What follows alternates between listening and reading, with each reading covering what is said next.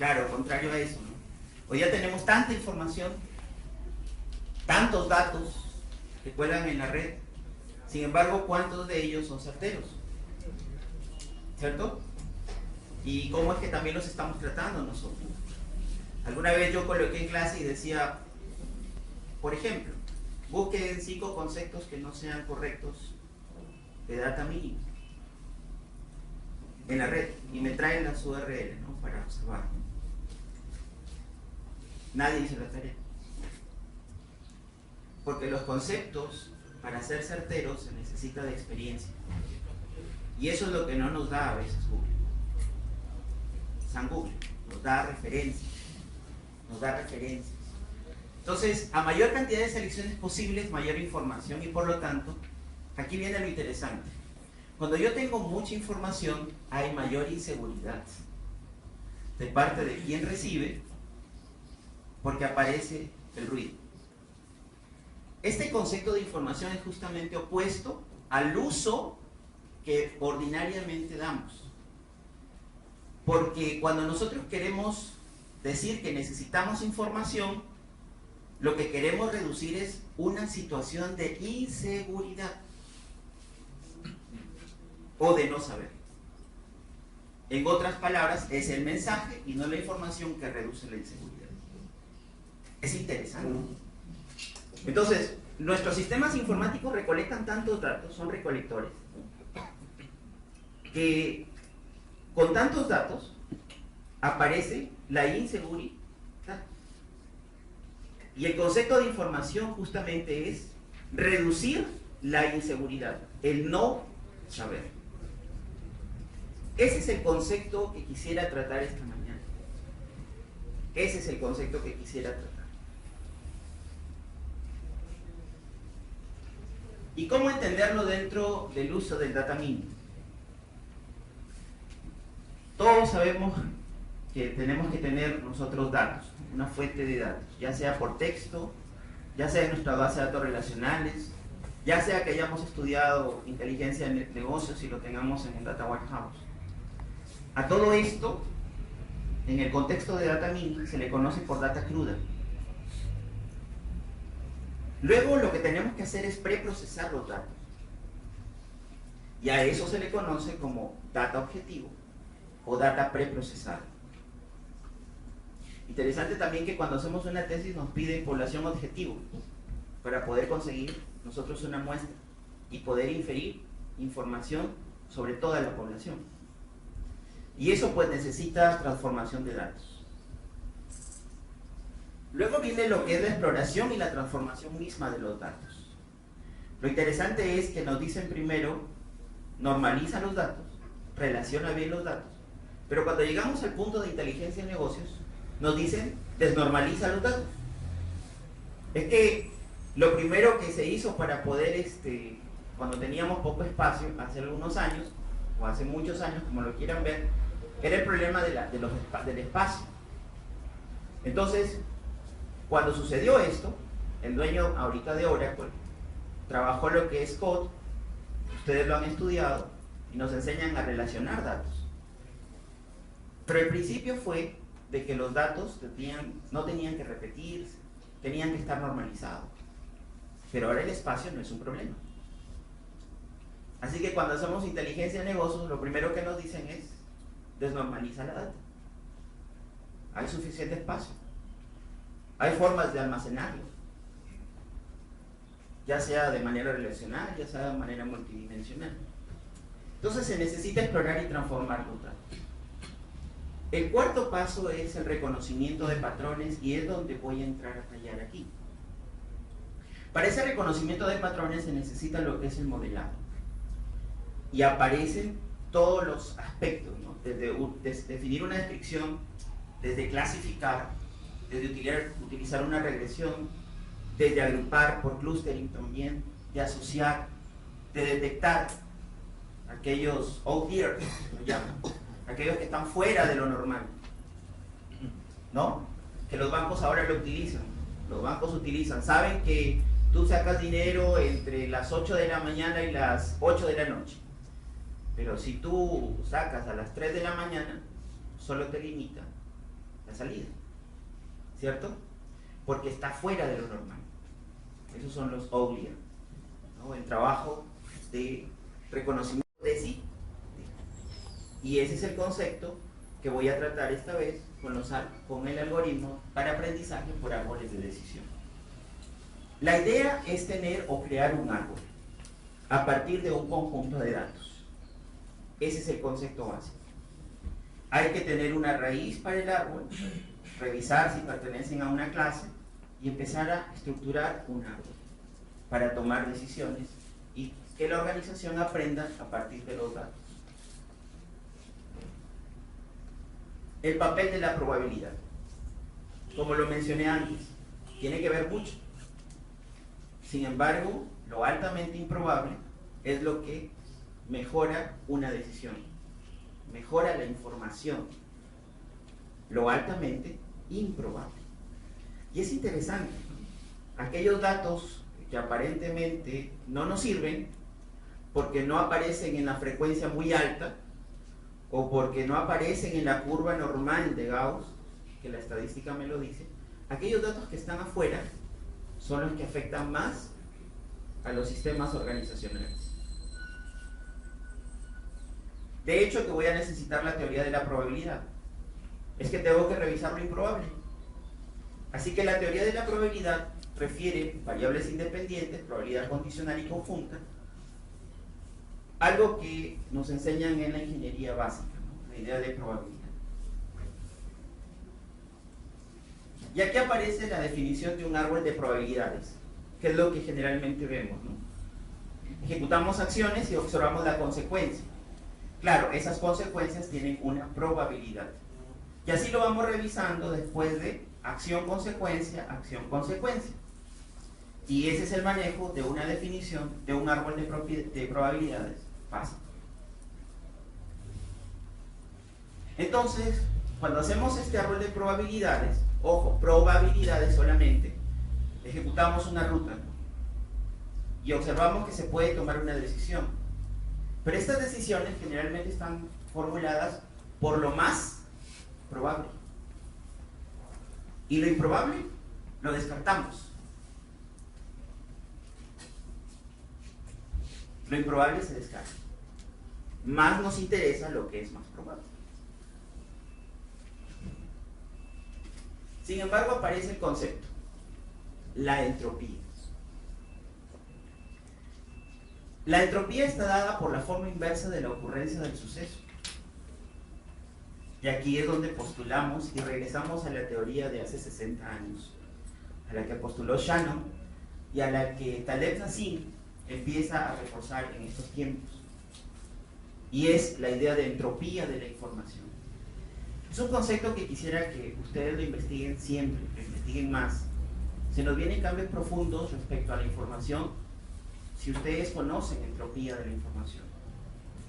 De hecho, que aparecen más conceptos como la homeostasis, que desarrolla el trabajo de sistemas organizacionales y su externalización, cómo se comporta hacia afuera. Pero voy a dedicarme solamente a la entropía de la información. En esta, nosotros postulamos, como informáticos en esta teoría, de que pues la entropía está dada por la forma inversa de la ocurrencia del suceso. ¿Cómo así? Vamos a hacerlo un poquito más fácil de entender, para no hacerlo tan difícil. ¿Cómo medir la información? A ver, tenemos una bolsa con bolas azules y bola roja. Tenemos 9 bolas azules y una sola bola roja. ¿Cuál es la probabilidad de poder sacar nosotros una bola azul? ¿Y cuál es la probabilidad de sacar una bola roja? A ver, vamos entendiendo. La probabilidad de sacar una bola roja es, ¿cuántas tenemos? Una sobre 10. Y la probabilidad de sacar una bola azul es 9 sobre 10. Muy bien. Lo interesante aparece cuando el suceso se da. Vamos al suceso 1. Si se sacara una bola roja, ¿cuánto he ganado? ¿Cuánto he ganado de información? tendría que revisar qué información tengo para el suceso 2. Si se sacara la bola roja, yo he ganado un 90%. Porque para el segundo suceso tendré la seguridad de sacar, ¿qué cosa? Solo una bola azul. Sin embargo, si se saca una bola azul, solamente habré ganado ¿cuánto? El 10%. Sin embargo, ¿cuánta información tengo para el suceso 2? Seguiré teniendo ¿qué cosa? Incertidumbre. Aquí está el concepto. El concepto no es estudiar lo altamente probable, sino es revisar cuál es el impacto de lo poco probable para revisar los sucesos posteriores. Porque quiero reducir ¿qué cosa? Y quiero que esto es lo que quede como idea aquí en la conferencia. Lo que cuando hacemos nosotros para entender información es que podemos conseguir información solamente si reducimos la incertidumbre. No si trabajamos lo probable, si no reducimos la incertidumbre. Entonces el concepto no está por revisar un árbol de probabilidades, sino revisar un árbol que me ayude a bajar la incertidumbre. Por ahí va la idea de trabajar realmente una ganancia de información. La toma de decisión para aprendizaje. Tenemos nosotros 4 características para poder darle un crédito a alguien en la banca, no los analistas. La edad, de acuerdo a una forma más cualitativa que cuantitativa, por la edad, si es joven, si es adulto, adulto mayor. Si trabaja y está empleado, si tiene una casa propia, y también revisamos su récord crediticio, si falla, es bueno o es excelente. Y luego vemos todo lo que en la base de datos tengo. ¿Se le dio o no se le dio crédito a esa persona? El ejemplo es bastante básico. Les invito a ustedes, hay mucha data libre. Hay mucha data libre. Simplemente pongan en Google data free, dataset free, si gustan, conjuntos de datos libres, y podrán revisar, podrán estructurar una cantidad mayor de datos. Sin embargo, voy a utilizar este pequeño trabajo de datos para explicar este aprendizaje. Entonces, tenemos 4 características y esas 4 características permiten establecer por el aprendizaje, por lo que ha pasado, sobre si la decisión de darse un crédito o no. Esto son datos que se han dado. Esto es lo que tengo en la base de datos. Bien, ¿qué es lo que se empieza a revisar? Al usar nosotros la entropía, tenemos que valorar la incertidumbre. Entonces se revisa primero el objetivo y se revisa si es que hubo o no hubo crédito en el conjunto de datos. Lo interesante para esto es que si hubiéramos trabajado la probabilidad, tendríamos un 1 entre sí y no. Pero cuando valoramos la entropía, valoramos la incertidumbre, no llegamos a 1. Y la cantidad de información aquí se mide en bits. Aparece 0,9544. Distinto al 1 probable, que tal vez en otros métodos hubiéramos entendido. Luego, por ejemplo, podemos revisar, y tendríamos que revisar por el algoritmo de clasificación cada una de las características. Entendemos, por ejemplo, que tendríamos que revisar el tipo de persona por edad. Es decir, a quienes se les concedió el crédito, sí o no, y a qué tipo de personas por edad se les concedió o no el crédito.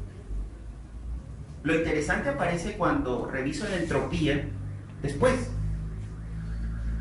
A la interna del tratamiento de datos, lo improbable genera más ganancia de información. Por ejemplo, en la columna adulto mayor, a 1 no se le concede el crédito, y a 4 sí se le concede el crédito.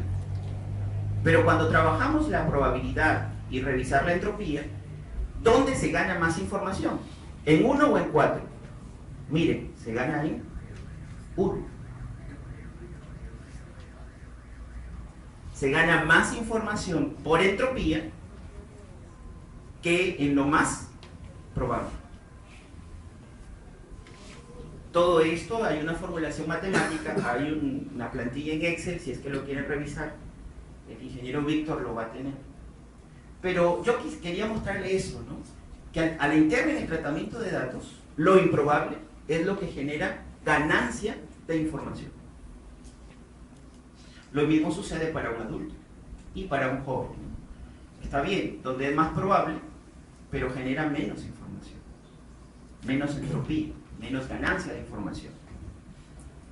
Luego hacemos los cálculos para obtener la entropía de este trabajo y obtenemos una proporción de ganancia de 0,05131 bits si utilizamos la variable edad. Lo interesante de los algoritmos de clasificación es buscar dónde hay más proporción de ganancia. Pero la proporción de ganancia se basa en darle valor a lo altamente improbable.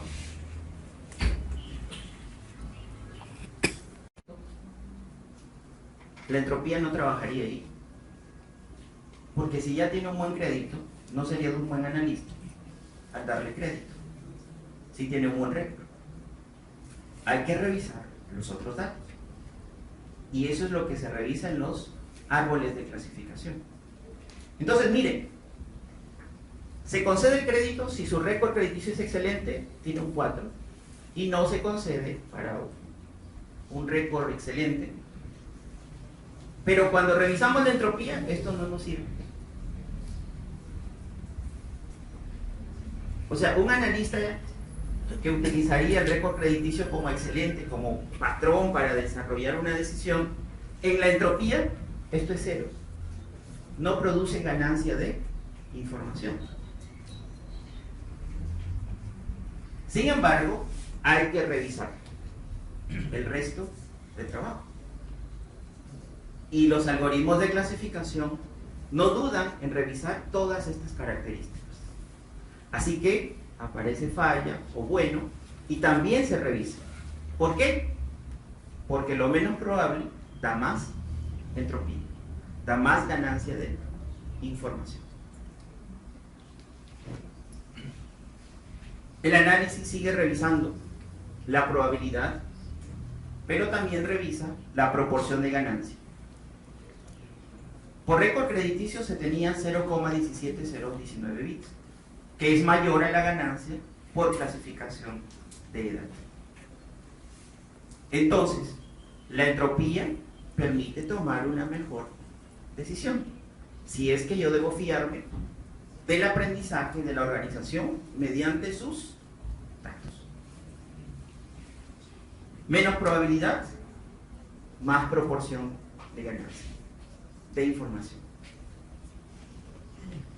Y del análisis anterior se requiere establecer el contexto de decisión, y es donde aparece el árbol de decisión, que vendría a regular los patrones para tomar una decisión.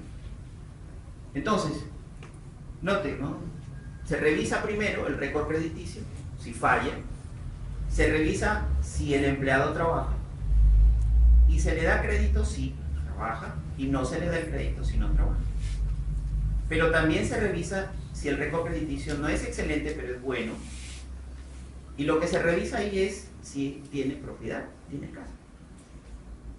Se le da un crédito y si no, no se le da un crédito.